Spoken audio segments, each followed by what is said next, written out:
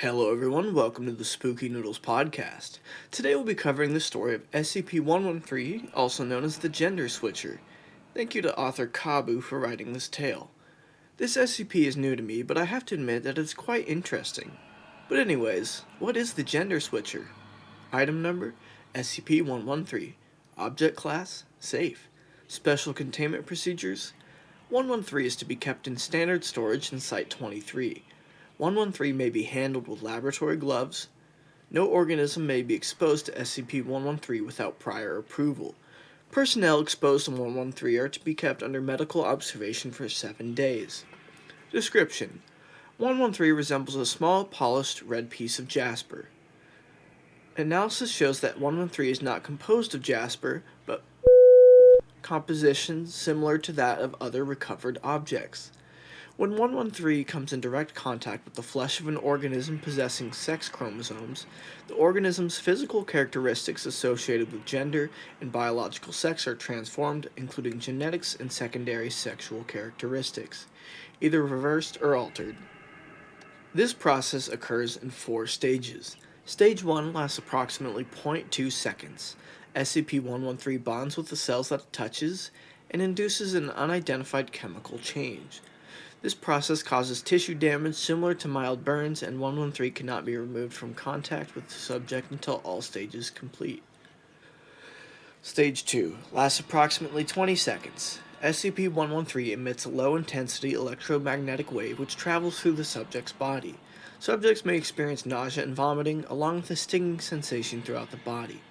Stage 3 lasts approximately 60 seconds. Throughout this stage, the subject's cellular makeup is temporarily transformed. Altered cell composition ranges widely from being unidentifiable as human to a unique variation of partially differentiated stem cells. The subject will experience intense stimulation of all sensory nerves during the final 20 seconds of the stage and describe this part of the process as extremely painful. Subjects in poor health may die of shock in this stage. At the end of this stage, the subject's biological sex is permanently altered. In standard cases, the subject's biological sex will be changed to the opposite biological sex. All primary and secondary sexual characteristics are altered accordingly. Stage 4. SCP-113 disengages from the subject and becomes inert. Subjects with sex chromosomes atypical for their species, such as intersex humans, are affected in unpredictable ways by 113. In intersex subjects, this appears to be influenced by gender identity. Such subjects may be unaffected, or their bodies may change to match baseline male or female bodies, with sex chromosomes to match, or other results may occur. Usually, change seems to match or partially match subjects' gender identity during initial use.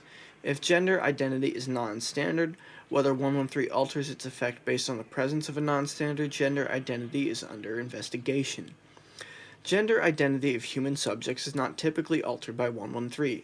In subjects with non-standard gender identities, typically gender identities which do not match their pre-exposure biological sex, this usually results in positive psychological effects. In subjects with standard gender identities, males as female, matching pre-exposure biological sex, psychological effects are usually negative. These appear to be natural psychological reactions and not an anomalous effect of 113. SCP-113 exposure results in unusual effects in certain species. In Varanus comodonensis, the Komodo dragon, a number of ZW/ZZ individuals were transformed to possess WW chromosomes instead of ZZ or ZW, which was in every instance fatal. In Caenorhabditis elegans, a nematode, no males were produced despite C. elegans having 2 sexes, hermaphrodite and male. Male subjects became hermaphrodites, and hermaphrodite subjects were unaffected. Note: in wild populations, male C. elegans are extremely rare. Subjects of single-sex hermaphroditic species such as earthworms will not be transformed by SCP-113. The object's process will stop at the second stage, and the object will become inert. Previously exposed subjects may undergo 113's effects again by reinitiating contact with 113 after approximately 60 seconds have passed. However, in 25% of cases, immediate second exposure to 113 fails to transform the subject correctly. Transformation failure varies in nature, but usually includes a massive bone organ, and tissue damage to the subject, as well as partial or complete obliteration of genitalia. This commonly results in death by organ trauma or internal bleeding. Failure rate can be affected by subjects not coming into contact with 113 for a lengthy period of time, which varies by subject. Patterns are under research. Under normal circumstances, transformation failure rate increases exponentially upon multiple exposures. Subjects who survive rapid, repeated exposure are eventually transformed.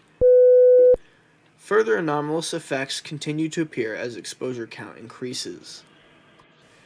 This is a really fun SCP, and I definitely appreciate that it brings something new to the table. If you enjoyed that story, please consider sticking around for more. Next Monday, we will be covering one of the most revered cryptids. Our sources are linked in the show notes. If you've got any suggestions or tips for our future episodes, please contact us at our email spookynoodlespod@gmail.com or at our Twitter @spookynoodles. Your feedback is greatly appreciated. Make sure to keep your taste for horror alive by watching the next episode of Spooky Noodles on Apple, Spotify, Amazon, or YouTube. Thank you for listening.